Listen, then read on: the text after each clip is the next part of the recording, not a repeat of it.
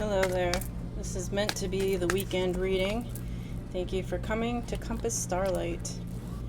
I'm in a little bit of a tough spot. It's been a rough week. Yeah, I had to find a space to do the reading. So I'm going to try and make it quick. I'm just going to cut and pull one card.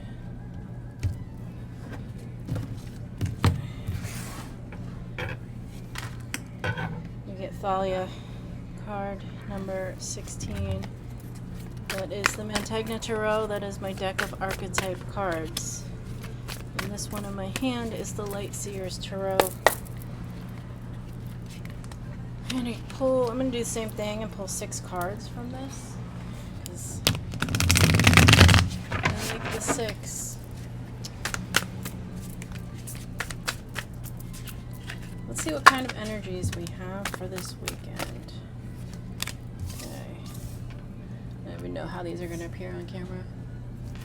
Alright. Seems to appear. Alright, but I was going to cut. Yeah, it's on camera. Alright, so we have 2, 3, 4, 5, 6. We have the 7 of Wands, the 6 of Pentacles, the Devil, the 4 of Cups, and the 10 of Wands. Oh, shoot. You know what? I really kind of wish that I had brought my clarifier cards in here, because it doesn't really seem like much resolution. So we have the 7 of Wands, a card of standing your ground, a card of independence, a card of being resolute, knowing your mind and standing up for yourself. In this particular deck, the protagonist is surrounded by a bubble.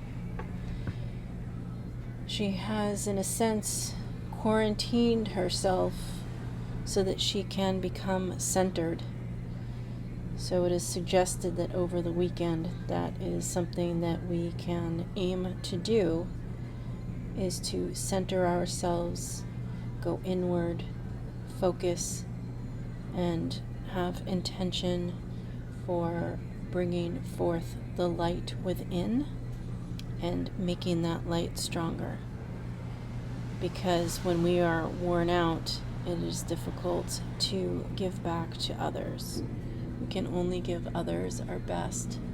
Just like in the analogy of the airplane, you must first put on your own face mask before you attempt to assist anyone else, because if you're incapacitated with lack of oxygen, you won't be in a position to help anyone else. The next card is the 6 of Pentacles, and this is about equal give and take. It is about reciprocity. It is a card of giving and receiving, and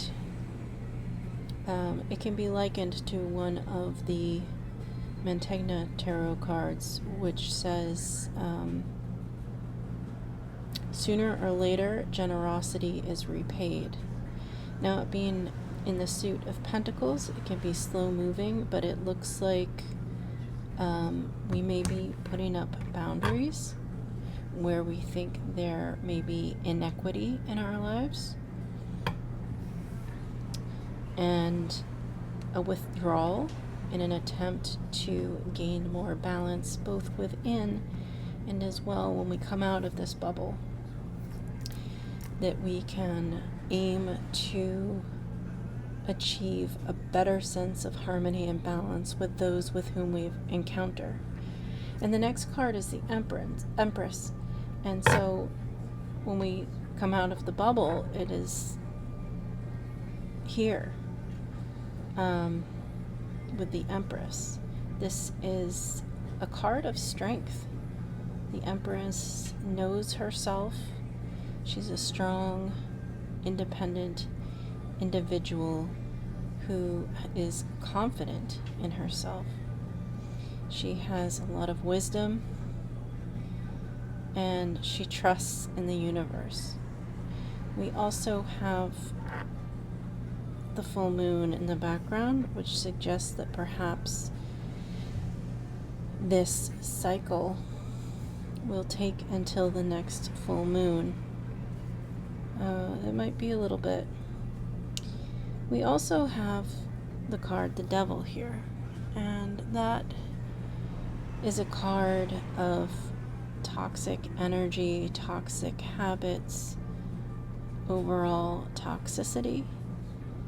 It can be overthinking, it can be obsession, it can be the challenge of trying to break yourself out of bad habits, be they something that is experienced in the material world, such as a gambling addiction or an addiction to alcohol.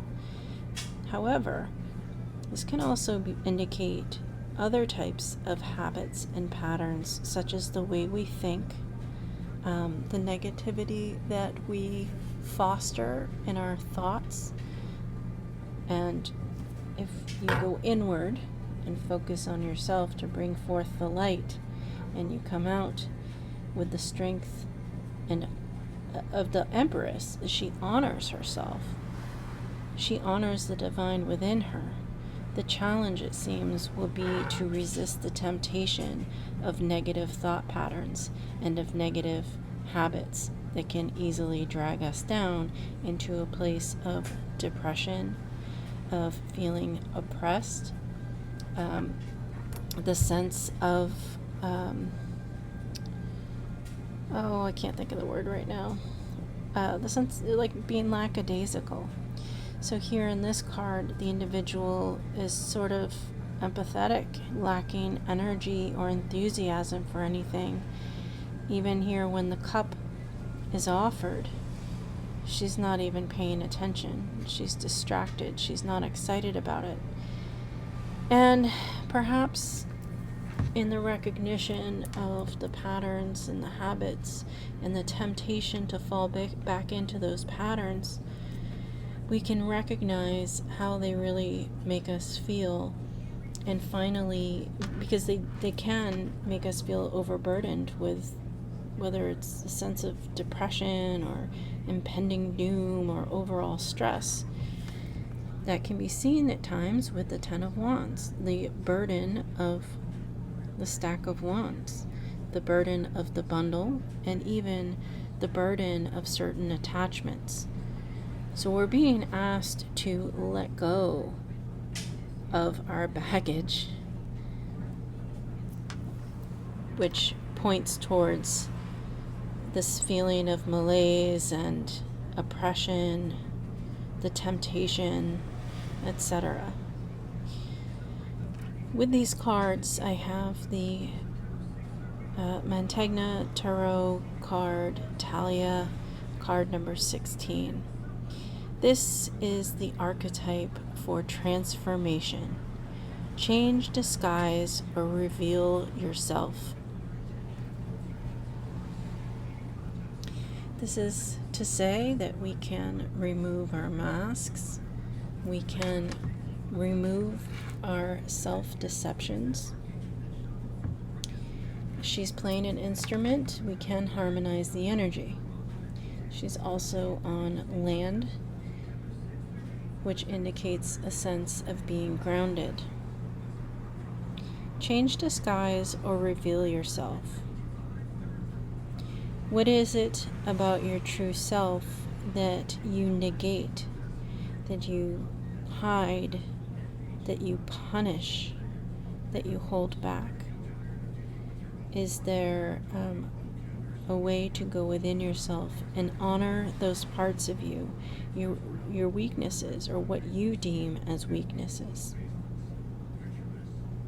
Is there a way to identify and recognize these parts of ourselves that we hide and believe are not worthy of being seen?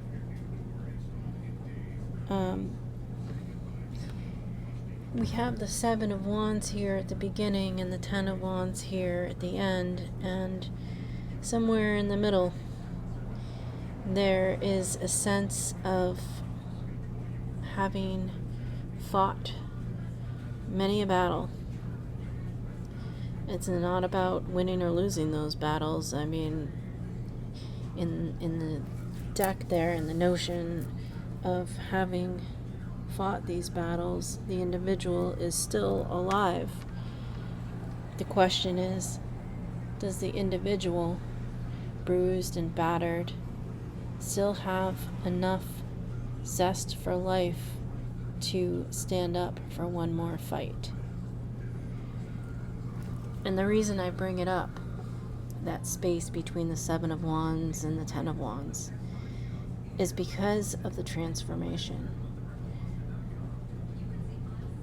The individual that identifies with this reading, of feeling that need, that sense to go within, to recognize self, to gain strength, to reignite the fire within, has the potential to come out as the Empress, but also is predisposed to succumbing to the sadness, the depression, the fears associated with stress and oppression, obsession, addiction. With the Ten of Wands here, it suggests that we have gone through many battles. There is baggage here that we're carrying. And the longer the journey, the heavier it becomes. Perhaps it's time to find a way to let it go. But also I wanted to point out that if this is you, if you identify with this reading, you've been through a lot. You've been through a lot in life. And it's worn you down. However, you do have the strength to go within and reignite that fire. My apologies for the outside noise. This card does suggest that we have the ability to transform ourselves. It may take a while. It's possible it could take 6 months, which actually to some would seem like a short period of time of healing. But ultimately, we have the strength, and it may take a lot of focus, training the mind, training our thoughts. We have Moon here. This is a card associated with the sign of Cancer, a water sign. Card number 41 is much like the Chariot, as we see a charioteer here flying through the sky, composed, holding the sliver of the moon and still moving forward, controlling these equal and opposing forces of these two different horses. The card Luna is the archetype for imagination. Analyze dreams to discover yourself. This is to say we have the ability to tune in to ourselves, our deepest desires, our deepest needs, and our loftiest dreams. And within these ideals, these ways that we imagined our lives may have gone, or the ways that we imagine our life could go, there is a source. There's a source of those dreams and desires. How can you tune back into that? I'm going to leave the weekend reading here with that. Thank you so much for coming to Compass Starlight.